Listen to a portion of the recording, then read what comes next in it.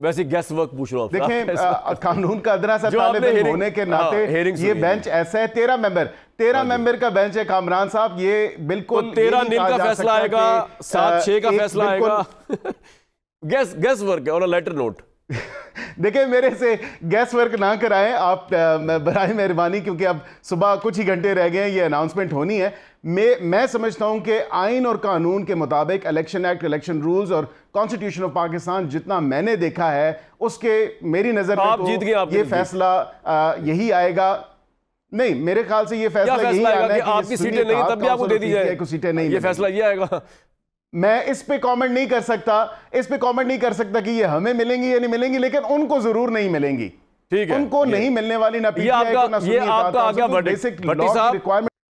Barrister साहब, आपको लगता नहीं है इलेक्शन कमीशन की जो कानून है ये बड़ा नॉनसेंस सा कानून है कि अगर आप ना जमा कराएं तो उसके बाद आप भले जीत भी जाएं, भले आप जीत जाएं कोई और जीत जाए, अब आप कर कुछ नहीं सकते। Your take on it. Kamran साहब बहुत बहुत शुक्रिया। सबसे पहले तो मैं आपकी गुफ्तगू सुन रहा था जो आपने इंट्रोडक्शन दिया इस पूरे मसले के ऊपर और पूरी सिचुएशन के ऊपर, जिस पे बहुत ज़्यादा डिलिब्रेशन भी हुई है। देखें, बड़ी वाज़े एक कॉन्स्टिट्यूशनल प्रोविज़न है 51 और 106 और उसके साथ इलेक्शन एक्ट। आपने इलेक्शन एक्ट का कहा कि 2017 का जो एक्ट है, जब ये 2017 में एक्ट आया था तो इस पर तमाम तर सियासी जमातें मुत्तफिक थीं। किसी एक सियासी जमात ने मैंने आपको टारगेट नहीं किया, कोई एतराज नहीं उठाया। मैंने आपको टारगेट नहीं किया। मैं ये कह रहा हूं अगर सारी सियासी जमातें मौजूद थी, मेरा पॉइंट ऑफ व्यू मैं वैसे एक बात कर रहा हूं कि अगर किसी सियासी जमात, देखे ना, as law makers, as legislators, वो तमाम तर जमातें मौजूद थी 2017 की असम्बली में। तो 2017 की असम्बली ने मुत्तफिका तौर पे इसको आप आर्टिकल 51 का बता रहे थे मुझे कि उसमें लिखा हुआ है कौमी असेंबली चैलेंज किया। जी प्लीज आप वहां से शुरू करें। मैं उसमें जी देखिए वहां से मैं शुरू करता हूं। सुन्नी इत्तेहाद काउंसिल अपील लेके गई है सुप्रीम कोर्ट ऑफ पाकिस्तान के सामने और वो कहते हैं कि ये सीटें हमारा हक है, हमें दे दी जाएं। हालांकि सुप्रीम कोर्ट में ये सवाल भी आया कि क्या आया आपने इलेक्शन कंटेस्ट किया। एक पॉलिटिकल पार्टी की बात होती है ना, ये कहा जाता है कि किसी आइन में नहीं लिखा हुआ कि पॉलिटिकल पार्टी की क्या है। इलेक्शन एक्ट 2017 उठा के देख लें, वहां पे उसकी तशरीह। अच्छा, मैं आपसे एक सवाल पूछ रहा हूं। आपने बड़ा अच्छा पॉइंट उठाया, बिल्कुल ठीक। आपने एक पॉइंट उठाया कि आर्टिकल 51 जो है उसमें लिखा हुआ है कि कौमी असेंबली की सीटें जो है 336 अरकान में मुश्तमिल होंगी, तो ये असेंबली की जो तादाद है पूरी करना ये भी काम है इलेक्शन कमीशन। ये आप यही कह रहे हैं ना आप सर? ये आपने काम है, तो इसलिए आपको एक नुक्ता और भी। एक मिनट, मैं पहले इसको क्लियर कर लूं, पूछ लूं आपसे।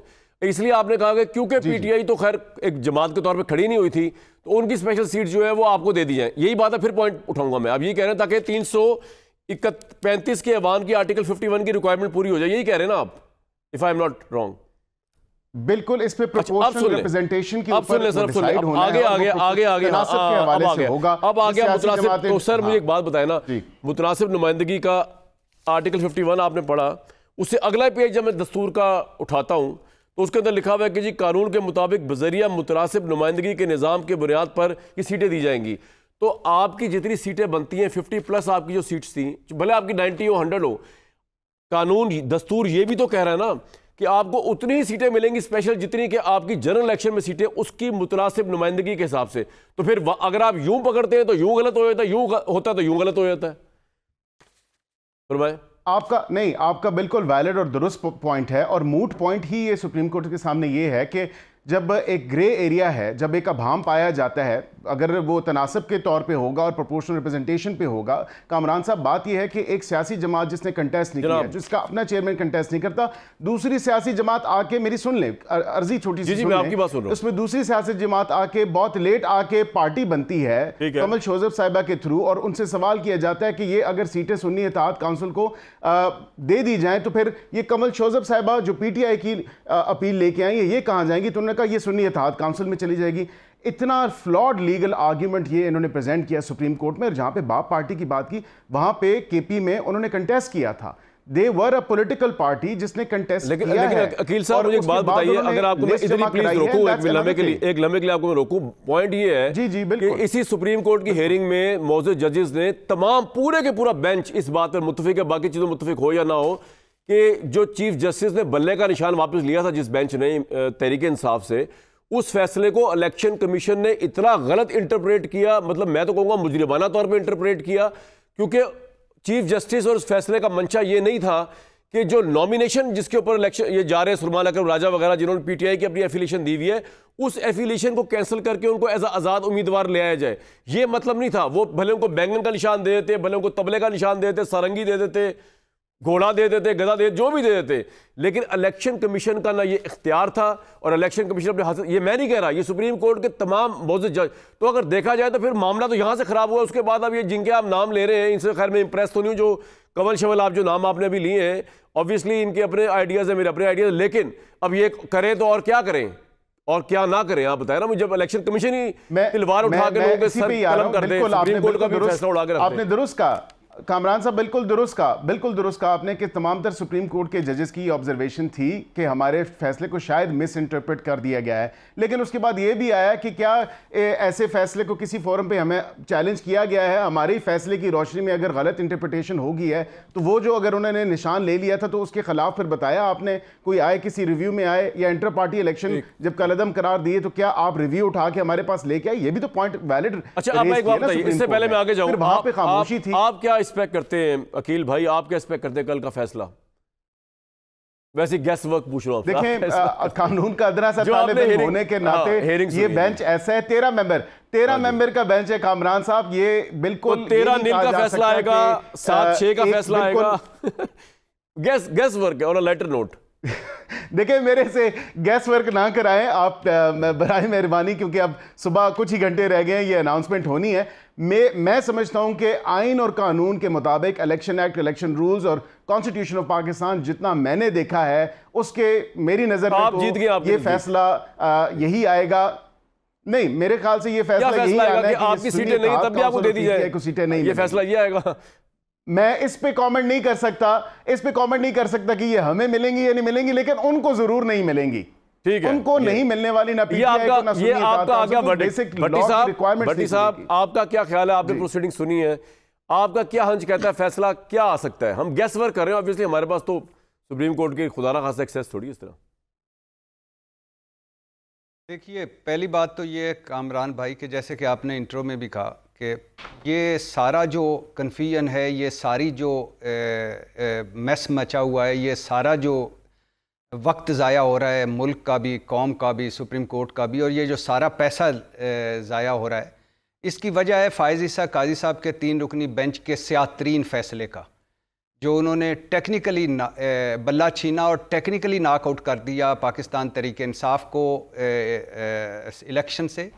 और इस फैसले ने इलेक्शन की शफाफ इलेक्शन का जनाजा पढ़ा दिया, वोट की इज़्ज़त का जनाजा पढ़ा दिया, और इस इलेक्शन ने एक बड़ी पार्टी को बिल्कुल ही इलेक्शन से आउट कर दिया, और जिसका इस 13 रुकनी समात के दौरान बार बार जिक्र होता रहा और फ़ाइज़ ईसा काजी साहब बार बार सफाइयाँ देते रहे।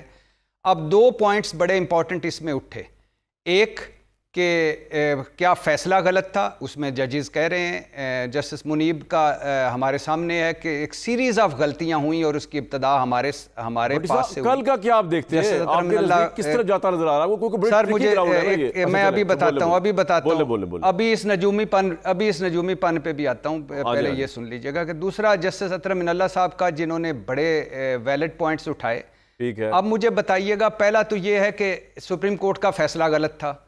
दूसरा ये है कि सुप्रीम कोर्ट के अगर फैसले गलत की तशरीह गलत हुई तो इसका मतलब गलत हुई है। सारे बेंच ने ये कहा है, मौजूद तशरीह कर दूं आपकी तशरीह इलेक्शन कमीशन ने गलत की है। जब अब नहीं सुनिएगा, सुन लीजिए ना, 1 मिनट के लिए सुन लीजिएगा, मुझे आर्ग्यूमेंट डेवलप कर लें।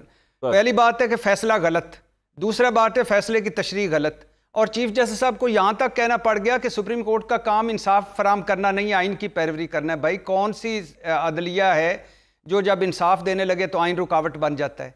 कौन सा जज है जो इंसाफ देना चाहे तो आइन रोकता है? और दूसरी बात है, जब तशरीह गलत हो रही थी तो आप उस वक़्त कहाँ थे? तो अब ये, और फिर तीसरा, इन सारों को मैं सलाम पेश करता हूँ कि बकौल जवेद लतीफ़ साहब जो कहते हैं खैरात में हमें हुकूमत मिली, ये खैरात में सीटें लेने पहुँच गए। यानी इनकी मैं हिम्मत को दाद देता हूँ, सब्र और हौसले को दाद देता हूँ कि ये जो तरीके इंसाफ की नशिस्तें हैं ये हमें दे दीजिए। भाई 2/3 मेजॉरिटी इसका हाल ये है कि खैबर पख्तूनख्वा जी जी जी, वो भी ले लें। क्या क्या चीज़ है जो अभी रुकी हुई है मेजॉरिटी के बगैर जो उन्होंने करनी है? हमारा हद के इज़्ज़त कानून बन गया, इलेक्शन ऑर्डिनेंस आ गया, और इसके अलावा टेलीफोन टेपिंग आ गया। बाकी और क्या चाहिए जो इन्होंने करना है? एक मुद्दत मुलाजमत बढ़ानी है तो वो भी कोई उसका जुगाड़ लगा लें। अब ये खैबर पख्तूनख्वा असम्बली और मखसूस नशिस्तें, सिर्फ सुन लीजिएगा, JUI की 7 नशिस्तें हैं, इन्हें मखसूस नशिस्तें मिलेंगी 10, अगर ये फैसला आ जाता है कल कि हुकूमत को मिलेंगी। PP को की 4 नशिस्तें, इनको मिलेंगी 6, मुस्लिम लीग की 6 और इनको मिलेंगी 8। कभी किसी ये नाम लेते हैं, जमहूरियत का नाम लेते हैं, वोट की इज्जत का नाम लेते हैं, बड़े बड़े दावे करते हैं, और कभी ऐसा भी हुआ है किसी मुल्क में, किसी मुल्क की सुप्रीम कोर्ट ने ऐसा भी किया है कि मुल्क की सबसे बड़ी जमात को ऐसे सिंबल छीन लिया और सुप्रीम कोर्ट बैठी हुई और नीचे इलेक्शन कमीशन ने गलत फैसले किए, गलत तशरीयात की, और ये जमातें बजाय इसके कि शर्मिंदा होने के, शर्मसार होने के कि भाईजान ये हमारी नशिस्तें नहीं हैं, कम अज़ कम इतना ही कर लेते कि उनको ना मिलें लेकिन हमारी नहीं है, ये वहाँ लेने पहुँच गए। अब 2 मुशावरतें हो चुकी हैं सुप्रीम कोर्ट में। मुझे समझ नहीं आती कि पहले दिन क्यों नहीं मुख्तर फैसला सुनाया गया, दूसरे दिन क्यों नहीं। अब मुशावरतें इस पे हो चुकी हैं। अब फैसला जो भी आएगा उस पर बात करेंगे, लेकिन फैसला मेरे ख्याल से ये आना चाहिए कि ना सिर्फ नशिस्तें वापस मिलनी चाहिए, ना सिर्फ इलेक्शन कमीशन को गलत तशरीह पर सजा मिलनी चाहिए, बल्कि बल्ले वाले फैसले पर भी सुप्रीम कोर्ट को रिमार्क्स देने चाहिए कि ये क्या हुआ। लेकिन इसमें ये है ना कि अगर और हम तरीके साहब आज़ाद हैसियत में आई नहीं तो फिर किस बुनियाद के ऊपर जो है वो उसको स्पेशल सीट्स दिए, ये दूसरी पार्टी का मौक़िफ़ है। लेकिन ये बात भी सही है कि फिर इनका तो बनता ही नहीं। एक ब्रेक अगर मैं ले लूँ और क्विकली ब्रेक, अब मदर बास साहब बैरिस्टर साहब भी होंगे, हमें ज़रा बता सकेंगे इस मामले में कि मदर साहब क्या राय रखते हो। बैरिस्टर अकील साहब ज़रूर आप जो भट्टी साहब ने फरमाया है उसको रिस्पॉन्ड कीजिएगा कि आपने जिस तरह वोट की इज्जत की धज्जियाँ उड़ा दी हैं